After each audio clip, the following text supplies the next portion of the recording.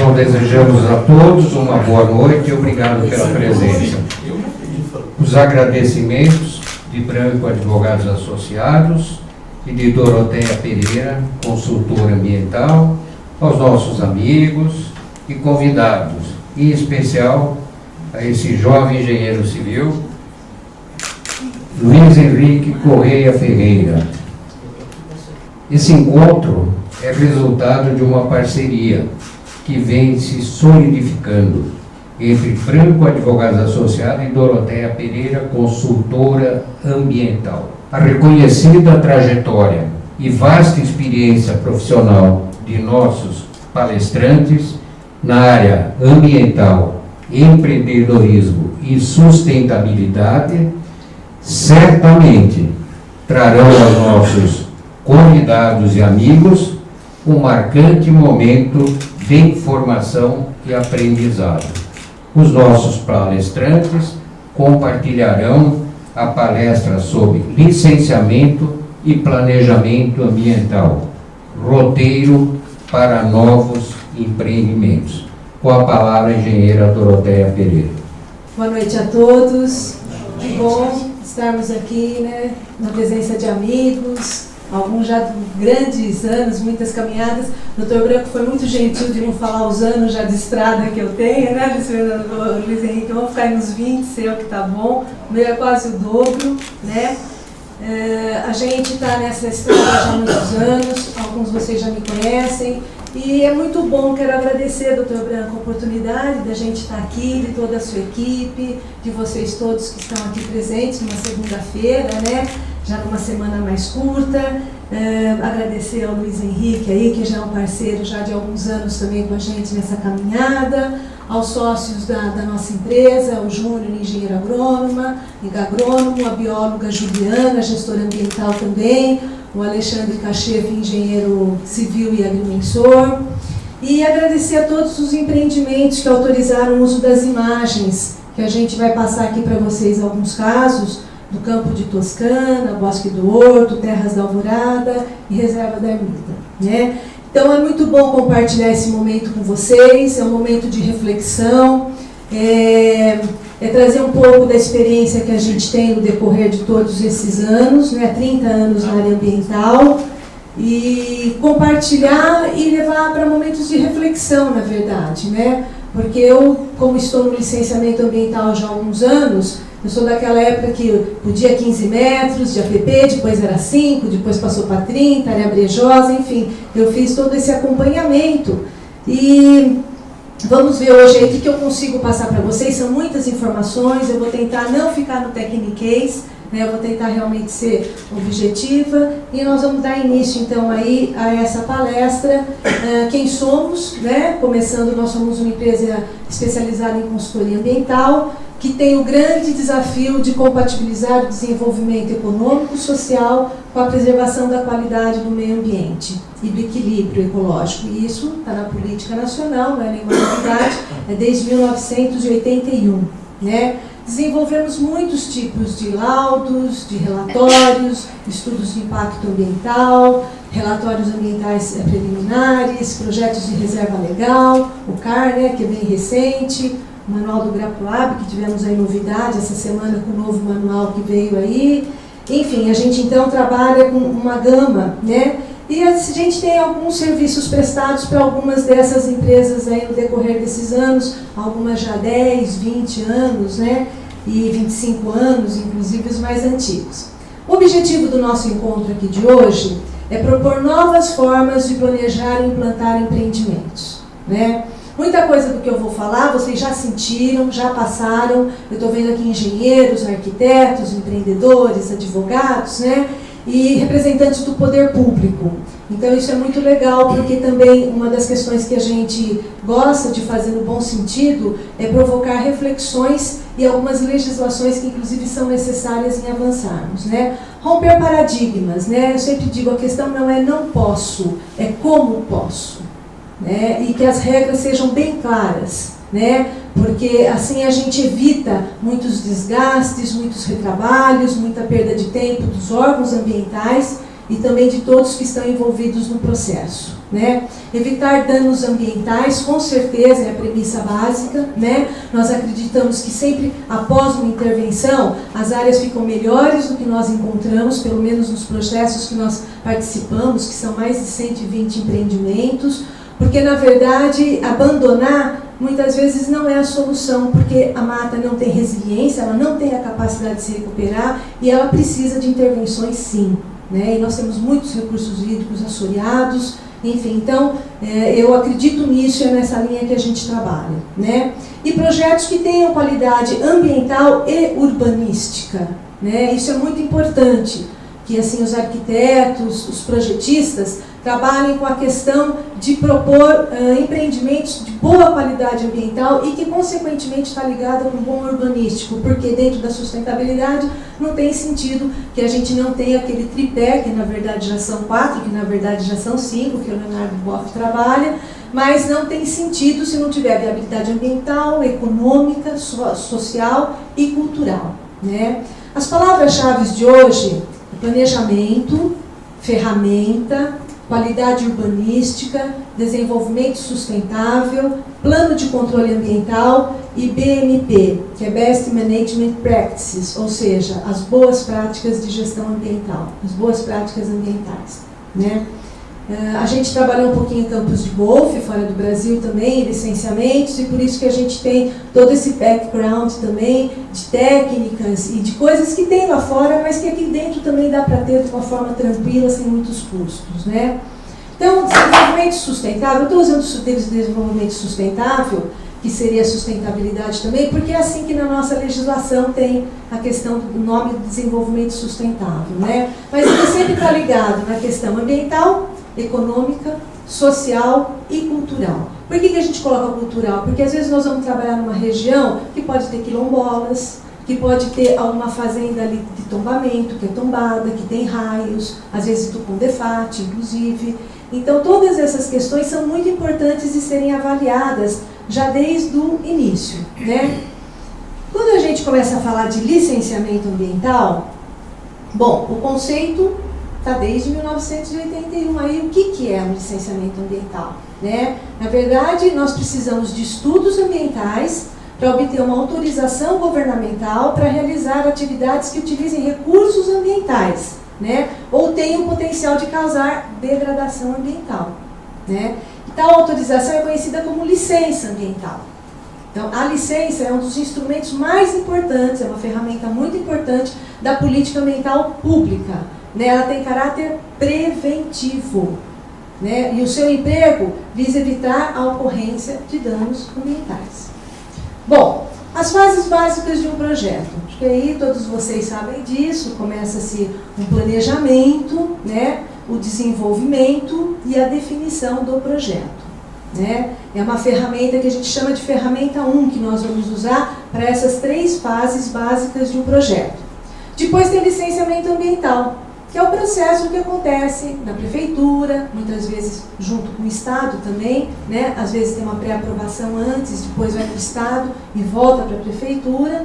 E o licenciamento ambiental é o trâmite que aqui acho que a maioria de vocês conhecem e bem. A fase de implantação e a fase de operação são as ferramentas 2 e 3 que nós vamos apresentar para vocês. Bom, na fase de planejamento é muito importante um diagnóstico ambiental preliminar, que alguns conhecem como estudo de viabilidade ambiental, né? Eu uso porque está na resolução CONAMA 01 de 86, é um diagnóstico ambiental preliminar, e ele é uma ferramenta que depois você vai usar, quer seja para um EIA-RIMA, quer seja para um RAP, quer seja para um GRAPROAB, enfim, ele é básica essa ferramenta. E a equipe é multidisciplinar, depende muito das características da área, às vezes precisa de geólogos, de biólogos, normalmente, engenheiros florestais, depende das características que a gente tem da área e do entorno. Bom, e o projeto preliminar do empreendimento, então, nessa fase de planejamento, que é a integração com os recursos hídricos. É aquele croquis, aquele desenho ali, mais ou menos, que já se tem, mas que ainda não está muito bem acertado com as questões ambientais. E eu abro aqui, pela minha experiência, um diálogo com as instituições envolvidas no processo. É fundamental, nessa fase de planejamento, pela nossa experiência, com 100% vou falar 100% de resultado, mas 99,9% de sucesso, né? Por quê? Porque você começa a conversar com o órgão, não só do zoneamento, mas a compartilhar também o projeto com os técnicos, ou da prefeitura, ou da CETESB, e as pessoas vão se envolvendo porque é uma forma transparente que a gente tem. Olha, aqui a gente tem isso, como que você acha que dá para a gente resolver isso? Aqui a gente tem essa lei assim, assim. Aqui dá para fazer assim. Então é muito importante esse compartilhamento, é um aprendizado grande e as pessoas já estão fazendo parte do processo. Né? Então não é um processo novo que vai chegar na mesa do técnico e que ele não conhece. Não, já teve umas 2 reuniões, 1 ou 2, já discutiu, então já sabe do que está falando. Isso é muito bom, porque o objetivo é a gente ganhar prazo, ganhar tempo, em vez de ficar vai e volta, altera, comunique-se, perde-se tempo, perde-se dinheiro, desgasta todo mundo, né? Então, pela nossa experiência, essa metodologia é boa, ela dá certo, ela é possível, né? Você evita de ter trabalho lá na frente e já puxa para antes, né? Bom, na fase de desenvolvimento e definição do projeto, a gente então faz o desenvolvimento de estudos aprofundados. Às vezes tem que aprofundar um pouco mais a questão da fauna, às vezes mais a questão do meio físico, fazendo às vezes até inclusive perfil hidrogeológico para a gente entender qual é o comportamento do lençol freático, onde que está a área de preservação permanente, porque sem ter essa definição não se sabe onde projetar, aonde ocupar e o que fazer.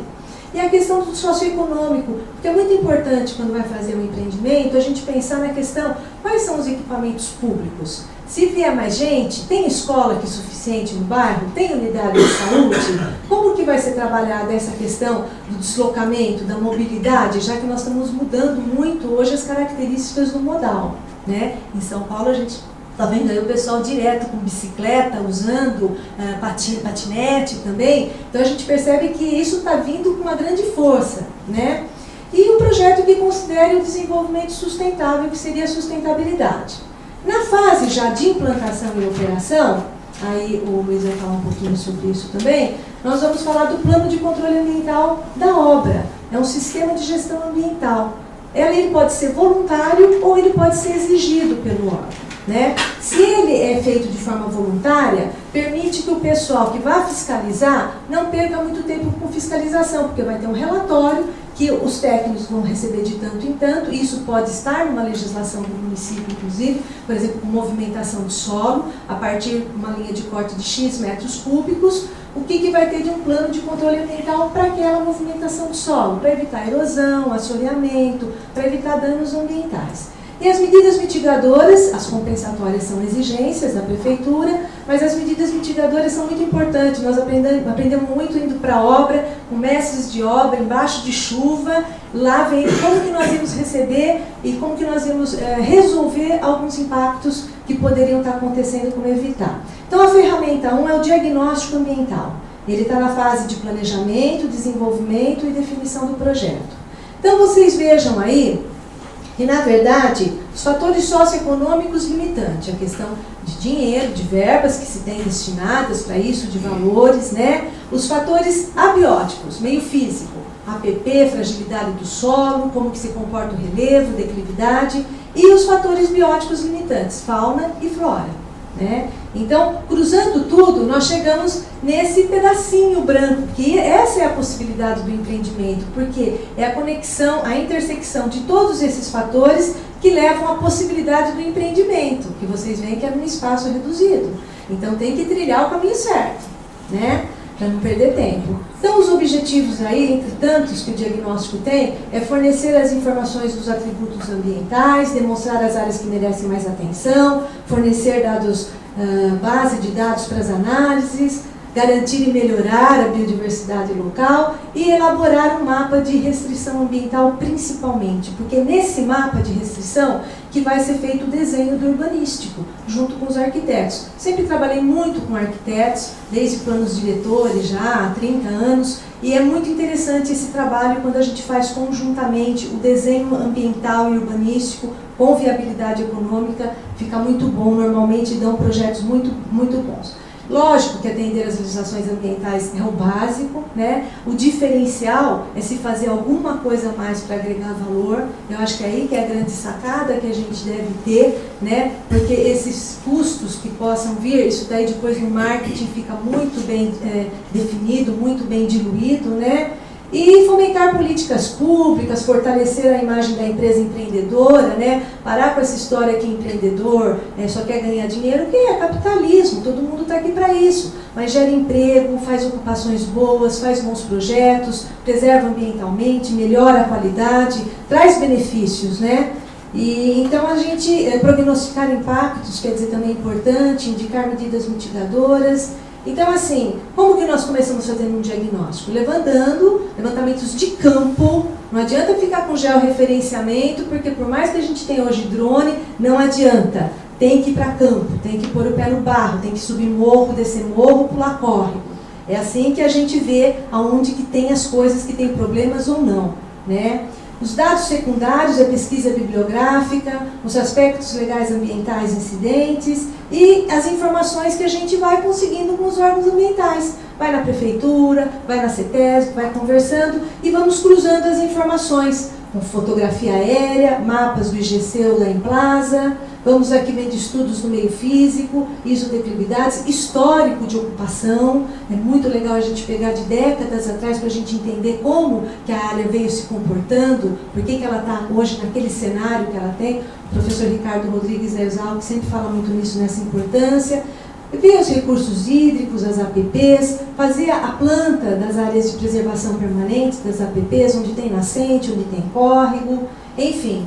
E com isso a gente vai começando a juntar as informações, levantar a questão regional, é Mata Atlântica, é Cerrado, onde que a gente está trabalhando, como que está lá na área, tem espécies ameaçadas de extinção, não tem, quais são as espécies que ocorrem, né? Então uma planta geral da cobertura vegetal.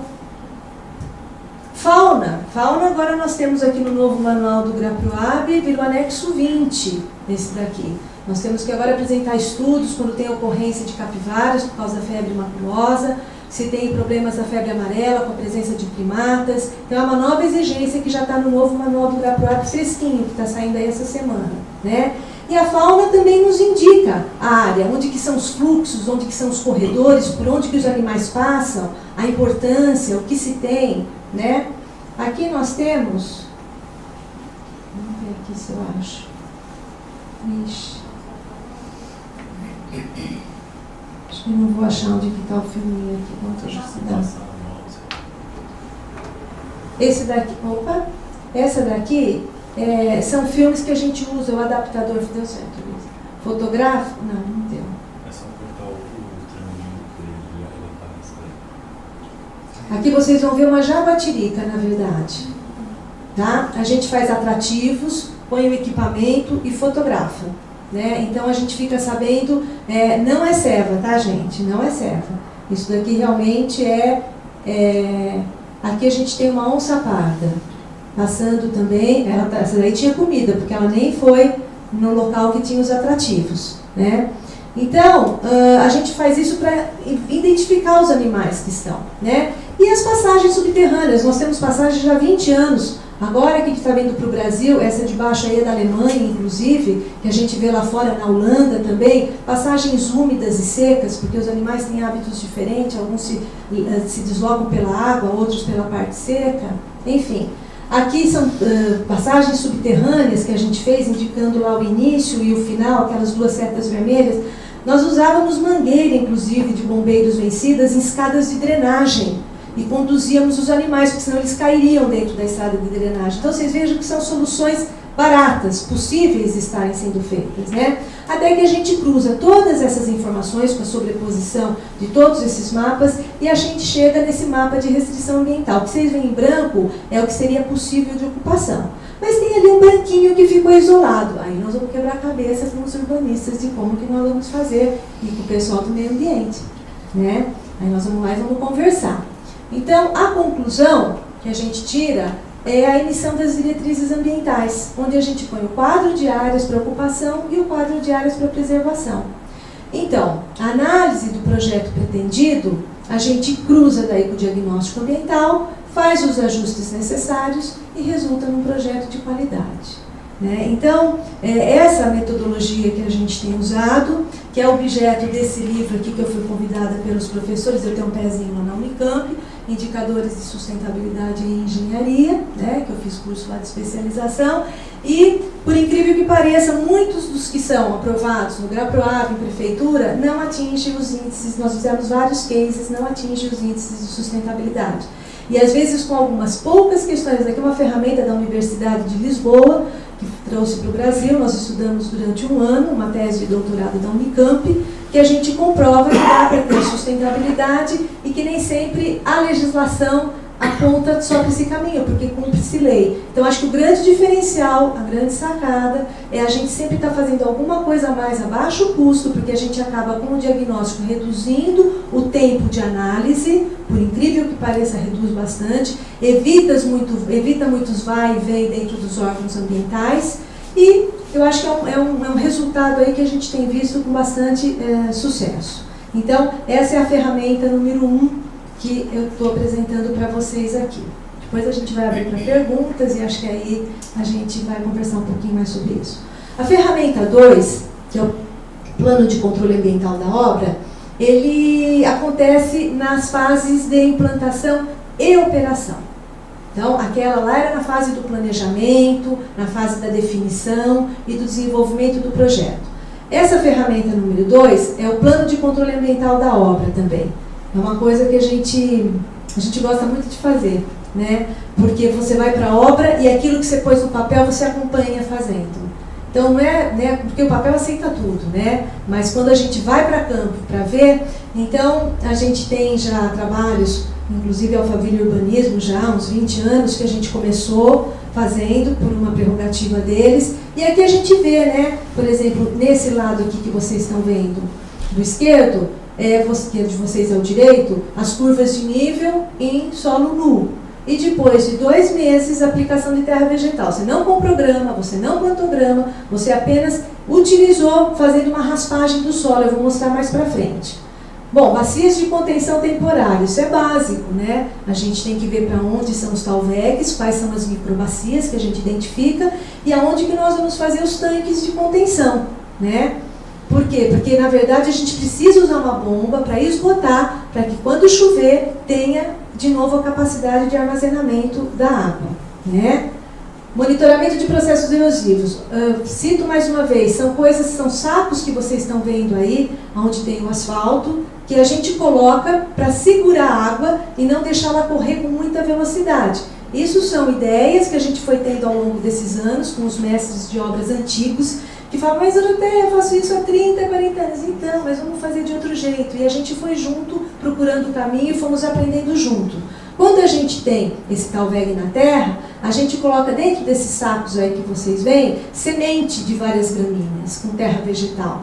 E isso daí tudo depois fica tudo revegetado também. E você evita que a água escorra de uma vez só. Ela vai percorrendo aos poucos e diminui a velocidade dela e não causa erosão. Essa separação do solo orgânico aqui que eu mostrei para vocês que nós fizemos naquele empreendimento em Vinhedo. A gente raspa o solo, que é esse mais escuro, deixa separado, separa do outro solo, o outro a gente utiliza em movimentação, tudo que tem que fazer, aterro, mas é essa camada de solo que tem muita vida lá dentro, vegetal. E é ela que a gente volta de novo e ela revegeta rapidamente, né? Então não precisa gastar dinheiro com grama. E baias, né? O pessoal aí perde muito material de construção civil, porque chove, carreia. Nós temos muito morros aqui na nossa região, muitas declividades, perde-se areia, perde-se brita. Então, conforme a obra vai andando, vai se fazendo essas baias temporárias também. Isso economiza material e evita que seja carreado, porque é incrível, né? Às vezes até a gente vê assim, quando vai construir a casa, eles chegam bem na boca de lobo e é ali que eles jogam, né? O caminhão vem e joga areia ali, né? Quer dizer, está pedindo para essa areia ir embora. E vai para onde? Vai para rio, né? Vai para córregos, né? Drenagem provisória é o básico, vocês veem no pé do talude ali a tubulação e esses rachões. Isso daí que tem na obra evita já o solo carrear, evita com erosão, não contribui com sedimentos, então diminui a velocidade. Maceira, o uso de maceira é básico também, para não se perder o concreto, o cimento, né? Você tem uma obra limpa, quando você entra na obra, você vê que ela tem um sistema de gestão ambiental, né? Eu recomendo, independente de precisar ou não, sempre fazer um monitoramento ambiental da qualidade da água, né? Antes de entrar, faz o ponto branco de começar a obra, né? Faz o ponto branco, começa, já faz, coleta como que está a análise da água, amostragem, programas de educação ambiental, oficinas. Quando a gente faz com os funcionários, quando eles vão para outra obra, jamais eles vão fazer o que eles faziam antes. É muito legal, eles vão aprendendo, vão mudando e vão tendo muitas ideias interessantes. Reflorestamento, enriquecimento, né? Aí todo mundo conhece. A gente está trazendo aí um conceito novo, já desde 2008, que é a programação de reabilitação de áreas brejosas. Tem muitas áreas brejosas que às vezes não se tem o que fazer. Vamos tirar partido disso, são habitats para a fauna. Vamos colocar plantas para que a gente possa preservar, melhorar ambientalmente, paisagisticamente, né? Bom, gerenciamento de resíduos sólidos, banheiro químico é o básico, né? Esse padrãozinho aí, a gente colocou, virou um padrão no final para empreendimentos de uma empresa, porque ali a gente tem uma canaleta ao lado que recolhe o churume, os vários tipos de resíduos para a gente ensinando na obra, né? Desde a separação do plástico, desde a separação do vidro, enfim, do que tiver dentro da obra. E na parte de baixo, toda a proteção com uma canaleta também para conter, às vezes não é feito por comboio, por caminhão-comboio, o abastecimento na obra. Então esse tipo de armazenamento de óleo já tem uma proteção em volta e depois tem toda essa parte aí também concretada que leva para uma canaleta, para uma caixa separadora de óleo. Coletor de resíduo orgânico, às vezes não passa dentro da obra, mas passa ali na entrada. Então, colocar ali uma placa, quando o pessoal come a sua comida, né, a sua quentinha, depois leva os resíduos para lá, do banheiro também, deixa lá para ser colhido, fechadinho, no alto, né. Implantamos o fumódromo, esse daí da reserva, da ermida. Por quê? Porque o pessoal gosta de fumar. Né? Mas não pode. Então vamos fazer um local para que eles possam estar na obra, mas fumando, mas um local seguro, que não vai dar queimada, que não vai trazer problema. Varredura de fauna, isso a gente também sempre faz, sempre tem uma direção para a gente cortar a corte unidirecional, que nós vamos no sentido da mata, para que os animais, a gente vai com buzina náutica fazendo barulho, com répteis, né? E, por último, as medidas mitigadoras, que são várias, são mais de 30, eu não vou me delongar, mas são medidas que complementam o plano de controle ambiental da obra. Canteiro inteligente, desde o canteiro de obras, aonde vai fazer, como fazer, de que forma fazer, colocar bem no meio, né, Luiz, toda a parte de resíduos, para poder depois ocupar aquele resíduo dentro da própria obra, né, para não ter que exportar para fora. E fiscalizar sempre o sistema de drenagem na fase depois já da operação, né? Quando já entregou em associação de moradores, seria interessante ter um regulamento que disciplinasse o que eles têm que fazer, como que eles têm que fazer. Limpar a drenagem é básico, né? E se vai limpar é porque está tendo erosão de algum lugar, né? Então, assim, todas essas ferramentas que eu falei, todas essas técnicas ambientais, elas são para a gente tentar planejar, projetar, implantar e operar, para dar um pouco de tranquilidade para as ONGs, para os conselhos, para os órgãos ambientais que licenciam, para o empreendedor também ficar numa situação confortável, para não ter que sentar na frente do Dr. Batalini ou de outro promotor público, né? Eu acho que assim, é preservar o nome. A preservação ambiental, ela vem para preservar o nome da empresa, né? O legado que vocês estão deixando, numa nova centralidade, com as questões que nós usamos hoje muito, das SBNs, né? Que são as soluções baseadas na natureza. Estamos voltando de novo a quebrar o que tem de concreto na beira dos córregos, isso já não se utiliza mais. Em Brasília eu tive lá nós tivemos na questão da água, que teve um congresso grande o ano passado. Enfim, jardins de chuva, né? A prefeitura pode dar desconto no IPTU para quem tem área de preservação permanente, para quem tem mata, para quem usa energia solar. Isso tudo que eu estou falando são coisas execuíveis, que eu tenho prática, que dá certo. Não estou falando que está no papel, estou falando que a gente já colocou em prática, né? E conscientizar os profissionais, aí, vocês que estão nessa linha de projetar, de pensar nessas soluções que vocês vão fazer, trazendo o conceito do novo urbanismo, né? Evitar muito deslocamento, propiciar contato com a natureza, que acho que todo mundo quer hoje com essa vida que a gente tem. Então, assim, eu queria enfim, agradecer essa oportunidade, dizer que a gente tem que avançar nisso, a gente percebe que às vezes ficam emperrados nos conselhos muito tempo, tem que ter pessoal técnico discutindo, a base tem que ser legal também, tem que ser pessoas que conheçam também a legislação, e não só a legislação, mas a aplicação da legislação. Então é isso que a gente queria deixar aí para vocês hoje de mensagem. Muita gratidão pela atenção aí de vocês. Me desculpe se eu passei um pouco rápido, mas eu tenho um tempo aqui, né? E a gente tem que ser rígido e a gente depois abre para as perguntas. Bom, sempre um desafio falar depois da Doroteia, né? Depois de tanto conhecimento, eu vou tentar contribuir um pouco com uma visão que a gente já está há uns 4 anos juntos, né, Doroteia? Eu acho que a gente tem uma complementariedade muito grande na maneira de atuação das nossas empresas.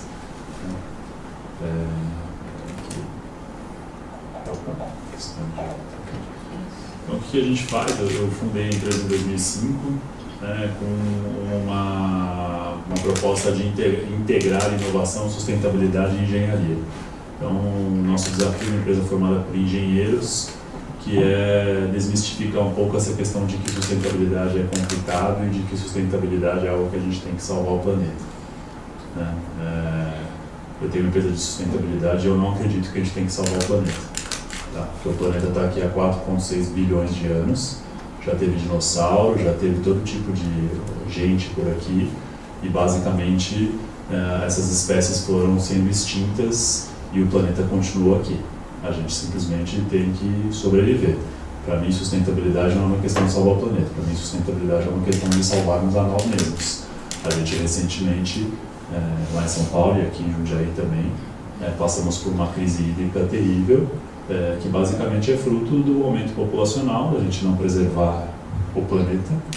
E no final das contas, quem passou sede fomos nós. Né?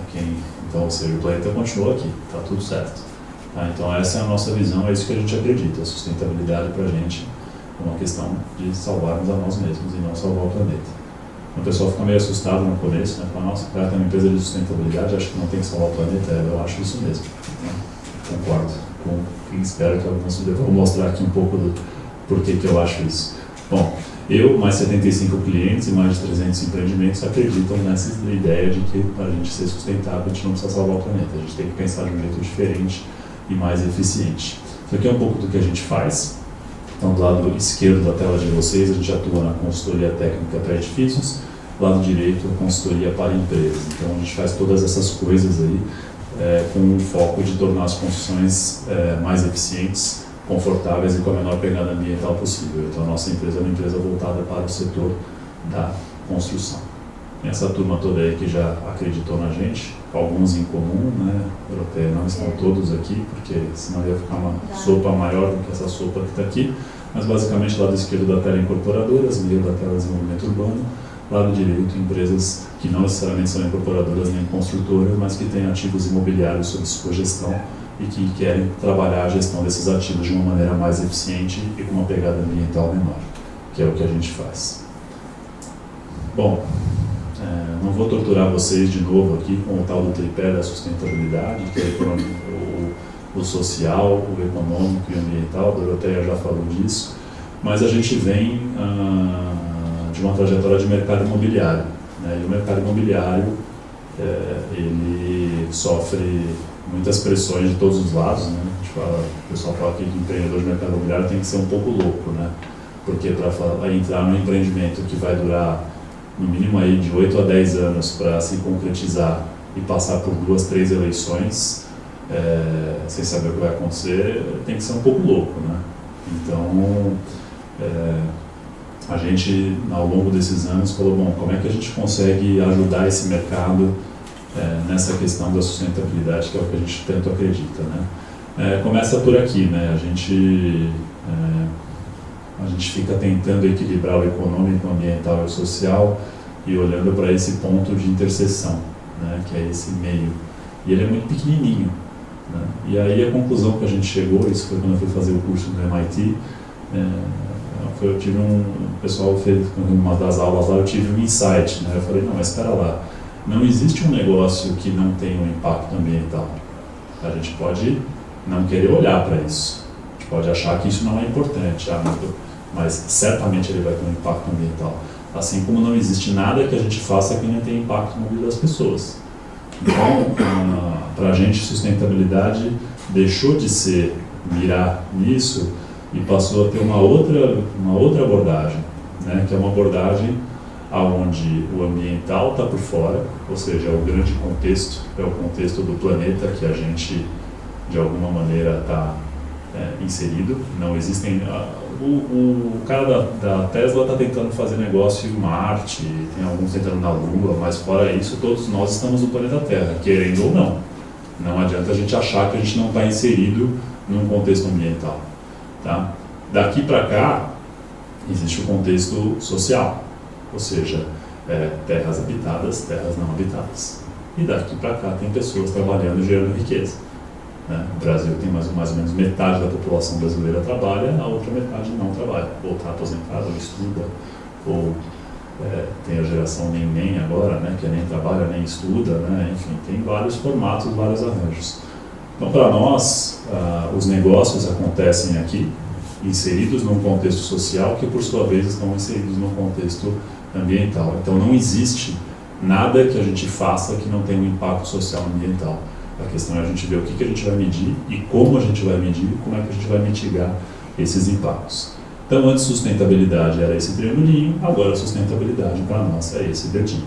É tudo que a gente faz dentro do contexto. Assim, ficou mais difícil ainda? Não necessariamente, tá? Porque a gente acredita que antes a gente tinha 3 bolas do mesmo tamanho e agora a gente tem uma bola econômica menor inserida nas outras. E a gente faz isso com eficiência. Então, para nós, sustentabilidade é eficiência. Para nós, sustentabilidade não é salvar o planeta. Tá? Por quê? Porque a gente tem uma população que cresce muito rápido. Então, nos últimos 200 anos, a população saiu de mais ou menos 1 bilhão de pessoas no planeta para 7 bilhões de pessoas. Tá? A população cresce 77 milhões de pessoas por ano. Tá? Nos últimos 50 anos, a quantidade de espécies vivas no planeta Terra, falando de todas as espécies, caiu pela metade. Tá? Ou seja, a quantidade de animais no mundo está caindo pela metade. Tá? Então é uma coisa muito rápida e muito drástica. Então, basicamente, sustentabilidade é a gente fazer mais com menos. Tá? Porque vai chegar uma hora que vai dar uma confusão. Né? Vejam aqui, 2100, população projetada pela ONU é de 11 bilhões. Ou seja, acho que daqui a aproximadamente 80 anos a gente não vai multiplicar por 7. Nós vamos para 49 bilhões. Por uma razão simples, vai acabar a comida. Simples assim. Chega uma hora que não tem mais comida, as pessoas não conseguem mais comer e começa a complicar. Então, assim, mas isso é muito longe, isso não vai acontecer, etc, etc e tal. Né? Tem algumas pessoas aqui que estão tem um pouco mais de primaveras do que eu, sabem que há um tempo atrás você levar os filhos para o restaurante ou qualquer coisa, comida em casa, supermercado, era muito mais barato em relação ao orçamento. Né? Hoje a comida está cada vez mais cara. Né? Hoje, tranquilamente, uma família de 4 pessoas para sobreviver com um salário mínimo, com R$1.000 por mês de supermercado, é uma ginástica. Né? E há um tempo atrás isso era possível. Por quê? A comida está ficando mais cara, está acabando. A água está ficando mais cara, está tudo ficando mais caro. Então, de uma maneira muito simples, vai acabar. E aí a população se estabiliza. Então, como é que a gente faz mais com menos? Como é que a gente consegue ser mais eficiente? Então, basicamente, é isso que a gente acredita numa situação onde tem um outro indicador que puxa tudo muito para cima, que é o indicador econômico. Tá? Então, esse gráfico mostra a evolução do PIB mundial nos últimos 60 e poucos anos. Vejam aqui a crise de 2008, que dá esse pequeno solavanco aqui. Mas, basicamente, a taxa média de crescimento econômico, o PIB mundial cresce em média 3,4% ao ano. Isso significa que a cada 20 anos o PIB mundial dobra. Tá? Então, a gente tem a população crescendo rapidamente e o PIB crescendo muito rápido também, dobrando a cada 20 anos. Tá? E aí, o que acontece? Em 2011, nasceram mais iPhones do que bebês no planeta Terra. Isso é um fato. Quem aqui tem iPhone? Quem aqui está no segundo, terceiro, quarto iPhone? Aonde foi parar o iPhone? O primeiro, segundo, terceiro? Não sei. Né? E aí o que acontece? A gente basicamente hoje tem uma situação de cada vez menos recursos não renováveis, ou seja, a gente tem imagina uma figura de uma banheira, que é uma banheira que ela tem água suja entrando, e a gente está tornando essa água cada vez mais turva, e vai chegar uma hora que a gente vai ter que beber essa água. É isso que está acontecendo. Tá? Quando você tem a população se multiplicando por 7 em 200 anos e o PIB dobrando a cada 20 anos. Tá? Então, sustentabilidade é simples assim. Como é que a gente vai sair dessa? Tá? Eu não estou preocupado em salvar o planeta. Estou mais preocupado com a minha pele. Acredito que todos aqui também estão mais preocupados com a pele de vocês. Salvar o planeta é um jeito da gente resolver este problema e não uma causa, uma militância. Tá? Então, qual que é o nosso tripé? Porque imagina, né? O cara vem aqui falar de sustentabilidade, fala que não quer salvar o planeta e não tem um tripé, vai embora, né? Esse cara aqui, não, o que ele está fazendo aqui, né? Então nós temos o nosso tripé também, tá? Só que o nosso tripé é um tripé um pouco mais pragmático, podemos dizer assim. Então basicamente é a questão de ecoeficiência, gestão de riscos e crescimento. Então quando a gente fala de ecoeficiência, a gente fala de economizar água, economizar energia, reciclagem, produtividade, que é fazer muito mais com menos. Tá? O nosso segundo pilar é o pilar de gestão de riscos. Tá? Hoje em dia, nós estamos no escritório de advocacia, que basicamente trabalha com gestão de riscos, né? Entre outras coisas. Né? Mas sempre que a gente puder prevenir riscos, prevenir problemas é muito melhor do que a gente lidar com eles. Hoje, a Doroteia estava falando de grandes áreas, né? A questão de riscos reputacionais, questão de legislação, né, riscos jurídicos, ela é gigantesca. Hoje em dia qualquer coisa está na rede social. Né? A gente tem um presidente que foi eleito pelas redes sociais. A gente tem um presidente que dialoga com a Câmara pelas redes sociais. Não está dando muito certo, mas ele está tentando. Daqui a pouco ele começou a chamar o pessoal para conversar. Mas é um negócio muito forte. Né? Então como é que a gente gerencia isso? E a questão de crescimento, ou seja, quando a gente acredita, né, que esse mindset de eficiência, de fazer de uma maneira diferente, ele gera inúmeras oportunidades. Tá? Não preciso dizer aqui o uso compartilhado de inúmeras coisas. Né? O uso compartilhado, ele tem tudo a ver com eficiência, você tem por exemplo, menos carros rodando nas ruas, e fazendo tudo o que a gente não podia fazer antes, né? Minha mãe me ensinou que eu não podia pegar carona com estranhos e não podia comer bala que me oferecessem, né? E hoje eu faço isso todo santo dia. Meu filho faz isso. Ele pega carona com estranhos e come balinha de um desconhecido. Né? Por quê? Porque o mercado está mudando. Então é isso que a gente acredita e a gente tenta aplicar essa metodologia no setor da construção, que é onde a gente atua e é onde a gente tem alguma história para contar. Por que incorporar a sustentabilidade na estratégia? Tá? Então a gente tem aqui uma série de argumentos, eu não vou me estender aqui, porque eu vim aqui para passar uma única mensagem, tenho pouco tempo, então eu espero que essa mensagem de que a gente não precisa salvar o planeta, se isso vocês conseguirem levar para casa, já estamos um pouquinho à frente, que a gente precisa ser mais eficiente, fazer mais com menos, eu já estou com o meu dia ganho, então daqui para frente a gente só vai contar um pouquinho de exemplos do que dá para fazer. Canto esquerdo aqui em cima, né, a questão a visão de longo prazo, né, quando a gente fala de empresas que estão aqui há muitos anos, né, a Unilever, por exemplo, uma série de outras empresas, sempre percebam que as empresas estão olhando no longo prazo. E o longo prazo tem tudo a ver com sustentabilidade, para que essas empresas possam sobreviver. Motivação de colaboradores. Essa geração que está vindo é uma geração muito ligada às questões ambientais. Muito ligado. E essa geração de hoje é uma geração que daqui a 5, 10 anos vai estar nos cargos de direção das empresas. E esses caras têm uma empresa que não tem a ver, não faz nada ligado à questão de sustentabilidade, à questão ambiental, esses caras simplesmente não trabalham nessas empresas, porque eles não querem. Tá? Então, é uma outra questão muito importante. A gente tem clientes nossos que têm isso aqui muito forte. A questão de gestão, eu vou falar um pouquinho mais para frente. Quando a gente olha para a questão de ecoeficiência, gestão de recursos naturais, tem muito dinheiro aí. Tem muito dinheiro. Tá? Vou dar no final, vou mostrar o filminho de um exemplo que a gente está trabalhando, de uma casa totalmente industrializada, que somente de quintinha no canteiro de obras, numa mesma quantidade de casas, com o sistema industrializado, a gente economiza R$173 mil, só de quintinha. Tá? Ou seja, a hora que você faz gestão e começa a controlar, você começa a descobrir inúmeras oportunidades de melhoria, de economizar. E fazer gestão não custa caro. Custa caro ficar jogando, contratar caçamba e você compra o produto, aí você contrata o transporte para levar até a obra, aí você contrata para aplicar, depois você contrata para quebrar, contrata para transportar de volta para a caçamba e contrata para levar embora da sua obra. Olha a quantidade de atividades sem valor agregado, simplesmente porque essas coisas a gente não controla. Ah, mas é muito pouco dinheiro. Tudo bem, então você vai economizar 10, 15 mil e acha que isso não é muito, eu acho bastante dinheiro, dá para mim esse dinheiro. Então, pouco, assim, tranquilo. Mitigação de riscos, eu já falei. Relacionamento de longo prazo com clientes.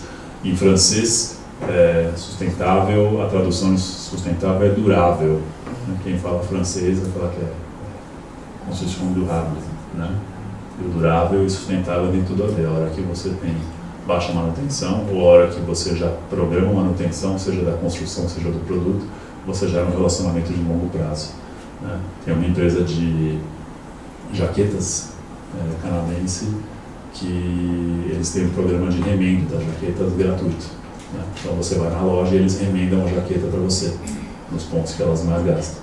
Né? Por quê? Porque tem a ver com durabilidade, ela vai durar mais, e segundo que você entra naquela loja linda, fantástica, você sempre acaba comprando mais uma coisinha. Né? Então você se fideliza. Tá?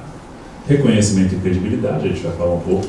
Bom, eu tenho um pouquinho de história para contar aqui que dá de mídia isso, tá? Sustentabilidade é algo que dá muita mídia. Semana passada, nesse evento que eu estava, a gente acabou sendo reconhecido pela Rede TV e pela Rede Gazeta, e uma página inteira na Folha de São Paulo.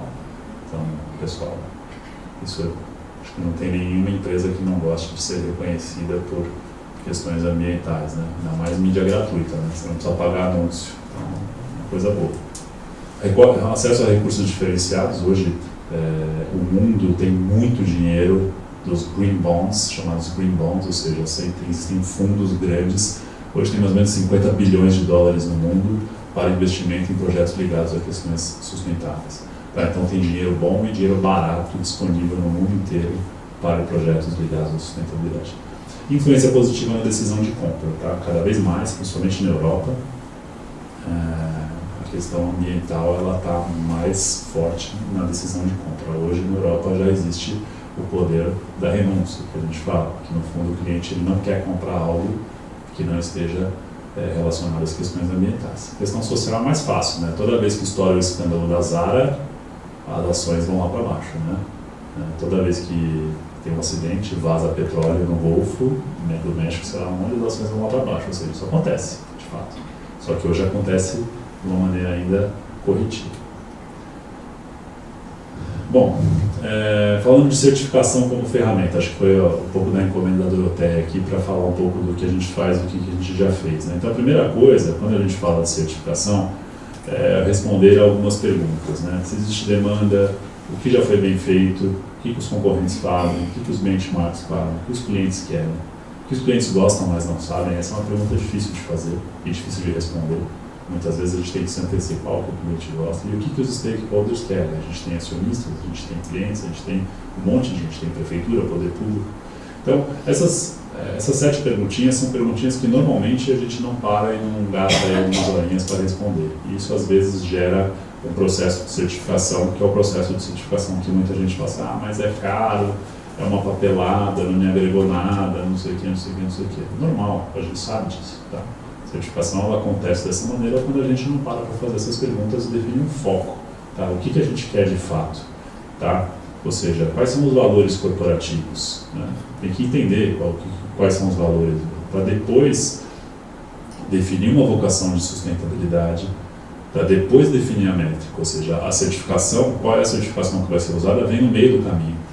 Tá, a gente está cansado de hoje ver estar no telefone, eu quero certificar a certificação A, a certificação B. Mas por que você quer essa certificação? Não, porque eu estou vendo aqui, eu quero levar para o meu diretor uma ideia de certificar. Não é assim, espera lá, vou entender por que você quer.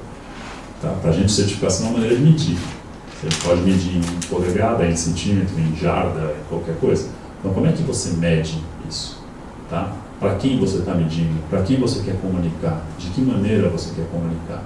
Então, Certificação para a gente é ferramenta, certificação não é o selinho pendurado na porta. Tá? Viabilidade técnica e econômica é fundamental. Né? Não adianta nada parar de pé sozinho. Tá? Tem que fazer conta. Tá? Depois, a implantação e, muito importante, uma estratégia de comunicação. Tá? Não adianta a gente esquecer da estratégia de comunicação. Comunicar é fundamental. Tá? Muitas vezes a gente pega casos de clientes que certificam e não comunicam, né? Porque às vezes não sabem nem com quem que eles têm que falar sobre aquele assunto. E aí, novamente, a certificação vira um custo de uma coisa que só foi papelada e não me agregou em nada. Porque a gente não parou para comunicar, e muitas vezes a comunicação é para quem está dentro da empresa. Tá?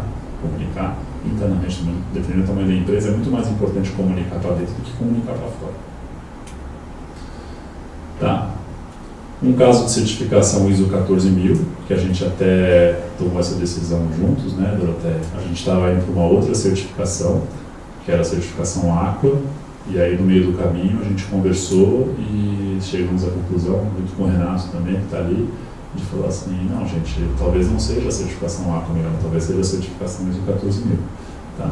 E a gente olhou para essas questões aqui, que foram questões que na época faziam sentido para aquele empreendimento, né, que até nos autorizou de lugar, que é a reserva de linha. Tá? Então, basicamente, o que a gente fez? Criamos lá 14 indicadores, né, metas e quais eram a frequência de coleta. Uma planilha de Excel simples, gente, não tem nada do outro mundo. Tá? Basicamente quais são os indicadores, o que a gente vai olhar, qual é a nossa meta e acompanhando mês a mês e medindo. Tá?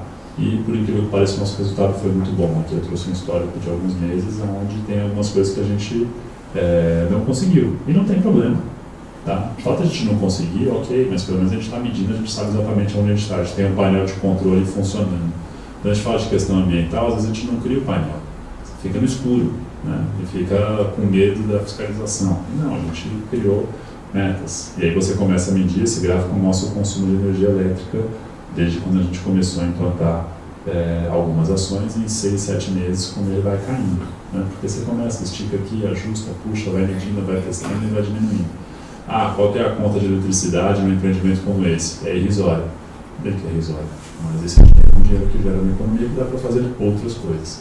Então, soluções baratas, como aquelas que a Doroteia mostrou, elas se viabilizam com isso aqui. Você economiza 2, 3, 5 mil reais e consegue fazer um depósito de resíduo mais bacana, consegue melhorar isso aqui, consegue melhorar aquilo ali. Então, como as soluções são baratas, qualquer economia já ajuda. Tá? Então, no fundo, o foco é esse. Tá? Faz tempo já, estou até com o logo antigo da empresa, né, Doroteia? A gente já trocou esse logo em 2014, né? Faz um tempo. E aqui acho que teve uma sacada interessante nessa obra, que foi a valorização de resíduo durante o período de obra. 90% do resíduo foi valorizado. Então é aquilo que eu estava falando. Quando a gente tem planejamento e a gente já consegue mapear qual vai ser o resíduo, onde que a gente vai usar esse resíduo, onde que ele pode ser valorizado, a gente consegue minimizar os custos de transporte de resíduo. Transportar resíduo, na minha opinião, é uma das piores maneiras de se gastar dinheiro. É gasto, não tem jeito. Pagar para transportar o resíduo, que já é um negócio que não vale nada, que está dentro da obra. A gente consegue se planejar e usar aqui o resíduo da melhor maneira possível, como foi feito aqui, a gente consegue resultados bastante expressivos. Tá? Por fim, uma questão de reputação. Né? Hoje existem aplicativos para que o cidadão se denuncie em grilagem, né? Isso aqui é uma reportagem do G1 mostrando, né? E aqui embaixo eu destaquei, né, que as áreas de preservação, as APPs, têm regras, mas também são indicadas no aplicativo. Então hoje, qualquer pessoa pode ter um aplicativo e ir lá e denunciar, fulano está invadindo a APP. E aí? Foi para a rede social, foi para a mídia, sei que, até provar que focinho de porco não é tomado, né? E a gente teve uma situação dessa, não foi no aplicativo, mas foi uma situação de denúncia, onde a obra estava certificada, e a gente falou assim, você não tem que conversar com a gente, você tem que conversar com a certificadora, com a Fundação Vasolino e com a Universidade de São Paulo. Eles estão dizendo que a gente segue rigorosamente os padrões internacionais de certificação ambiental e de sustentabilidade. E aí, bateu lá e voltou e acabou. Tá? Ou seja, a certificação, nesse caso, ela foi como um seguro. A gente sabia que tinha uma situação de risco, a gente já tinha mapeado que poderia ter algum problema, e a certificação foi exatamente na figura de um seguro. Tá? Saiu muito mais barato certificar o empreendimento. A hora que o cara veio com a denúncia, ele veio com a denúncia, mas o quê? Não deu uma semana, Doroteia? Não deu nem uma semana. Ele veio, denunciou, falou com a certificadora deu uma porta na cara dele, falou que estava tudo certo, ele ia fazer o quê? Ele vai no Ministério Público dizer que a USP está errada? Que a USP disse que estava tudo certo e que ele que encrencou e disse que está tudo errado? Qual é a credibilidade desse cara junto ao Ministério Público? É zero. Tá? Ou seja, então, para nós, isso é um exemplo claro de que é uma ferramenta. Bom, para concluir, que eu acho que eu já estou nos meus 15 minutos, sustentabilidade para a gente é uma questão de eficiência.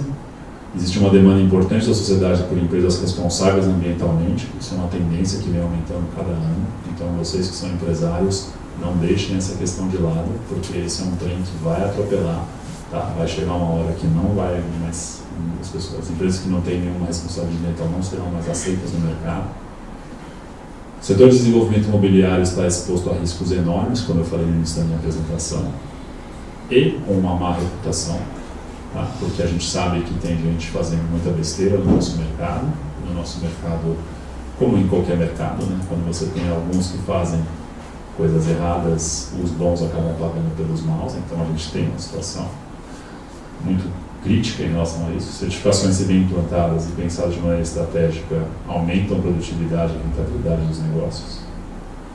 Riscos de reputação cada vez maiores com as redes sociais. A rede social hoje é uma terra de ninguém. Então a gente tem que tomar cuidado, estava agora há pouco comentando, validativa, né? E a tecnologia está cada vez mais acessível. O que custa caro é demorar para mudar. Tá? Hoje a tecnologia é muito barata. Tá? Hoje, quando a gente fala de tecnologia, tem tecnologia para tudo. Tá? E o grande desafio que a gente tem hoje é a coragem para poder tomar decisões e usar a tecnologia da maneira que ela está. Tá? A gente não usa tecnologia, a gente tem medo, a gente fica receoso de usar. Tá? A gente lá no escritório, por exemplo, há muito tempo que já não tem mais servidor, está tudo na nuvem. Tá? Nossa, não tem servidor? Mas e aí? E se? E aí começa, né? Aí falou assim, pô, eu não tenho tomar de cheque há tanto tempo, já faço tudo pela internet, hoje está tudo no WhatsApp, no meu celular, não sei o que. Por que eu tenho esse servidor físico no meu escritório, gastando luz lá, fazendo barulho? Então essas coisas, a gente quebrar conceitos mesmo, quebrar paradigmas, tá bom? Bom, era isso, eu acho que eu fui nos meus 15 minutos já, né? Eu queria, se possível, mostrar para vocês uma tendênciazinha que a gente está fazendo, eu não sei se pode ser. Esse é um evento que a gente fez na semana passada, que basicamente foi um desafio de construir uma casa em 24 horas, dentro de uma feira que é a FEICOM, que é a maior feira de construção da América Latina. Tá? Por que a gente fez isso? Porque a gente acredita em planejamento e a gente acredita em produtividade. E nada melhor do que ir lá e mostrar ao vivo como se faz, né? Não sei qual que é a pessoa fala, quem sabe faz ao vivo, né? Não sei o canal do cara. E aí a gente juntou um monte de gente. Acho que é aqui, né? Para fazer uma casa em 24 horas dentro da FEICOM. Então aqui, a feira acontecendo e a casa com um sistema construtivo de uma empresa chamada Cronan, de Itupeva, que até o Martin está aqui com o meu convidado. Essa casa chegou em 2 horas e 59 dentro do pavilhão lá de São Paulo, do Expo Independence. Essa casa já estava pronta, veja que ela chega com janela, chega com porta, chega com tudo prontinho. Depois 1 hora e 40 para as instalações elétricas descerem por cima da casa, depois coloca o telhado e no final do primeiro dia essa casa já estava praticamente pronta. Tá, então, quantidade de resíduo baixíssima, uma velocidade muito alta de construção, né? E a casa vem embalada nesse rack, tá? Tudo já pensado na fábrica, tudo já posicionado, de modo que com um altíssimo planejamento, com uma tecnologia chamada BIM, que é Building Information Modeling, a gente tem tudo pré-construído. Tá? Então aqui a gente mostra todos os detalhes construtivos. Tudo isso é pensado antes, não é pensado durante a obra. Isso é pensado meses antes. Tá? um sistema de realidade aumentada, onde durante a obra é possível ver exatamente se o serviço está sendo executado conforme previsto, e essa realidade aumentada permite também que quem tiver, o proprietário que adquirir essa construção, pode saber exatamente o que tem atrás da parede do chuveiro, para ele saber se ele pode furar aquela parede, o que tem ali, e ele pode clicar em cada um dos registros, cada uma das coisas e saber o que tem lá. Tá? Toda a parte, quando a gente tem alta industrialização, a gente consegue estudar inúmeros cenários de desempenho dessa construção e calcular as emissões de carbono para saber como ela vai funcionar ao longo de 60 anos de uso. Tá? Ela é construída 20 vezes mais rápido que as outras, com 90% menos resíduos. Uma casinha dessa não dá nem uma caçamba de resíduo, e uma solução para larguíssima escala, que é para resolver o déficit habitacional do Brasil com sustentabilidade, que é um sistema de aproveitamento de água de chuva. Toda a questão de normas, a gente tomou cuidado para atender todas as normas, foi ensaiado com o Falcon Bauer e pensada para todo mundo, para a vida toda. Tá? Aqui um pouquinho mais de detalhe, como é que se constrói uma casa em tão pouco tempo. Tá? A gente tinha um cronômetro lá, para mostrar para as pessoas que dá para fazer mesmo, né? E aqui um pouco mais em detalhes, vejam que é tudo encaixado, tudo já vem pronto. E por que a gente acredita nisso? Porque o trabalhador não faz força, vejam que quem faz força é o guindaste, tudo isso é resolvido em bancada. Então não tem mais aquela coisa de quebrar parede, de sujeira, de tudo. É tudo muito rápido, muito simples, os fios já vêm todos cortados na dimensão certinha, o telhado já vem pronto, você instala o telhado, então basicamente é um Lego, onde tudo é feito na fábrica, e na fábrica tem muito mais produtividade, gasta-se muito menos, gera-se muito menos resíduo, e os trabalhadores aqui que trabalharam na fábrica têm 30%, uma remuneração 30% melhor do que os trabalhadores da construção civil. Né? Porque a gente está falando de indústria, de índices de produtividade muito mais altos, e dá para reverter isso para os trabalhadores. Aqui é o segundo dia, tem coisas que não escapam, tá? Tem coisa que tem que fazer na obra mesmo, não tem jeito, tá? Por mais que a gente queira, mas basicamente é uma lixa, uma pintura, algum retoque, alguma coisa mais simples. E esse é o final do segundo dia, que já está quase tudo praticamente pronto. São 2 ciclos de 8 horas, né? E o terceiro dia, basicamente, são os acabamentos finais, paisagismo, escolher as plantas, os vasos e tudo. Então, uma solução que em apenas 3 dias, 8 horas de trabalho, é uma casa absolutamente pronta. A gente pensa nisso como uma solução importante para resolver o déficit habitacional no Brasil, e por que não, para que vocês que empreendem possam pensar em soluções como essa de produtos, não mais de construções, nos empreendimentos de vocês. A gente sabe que um lote com uma casa em cima vale muito mais que um lote vazio.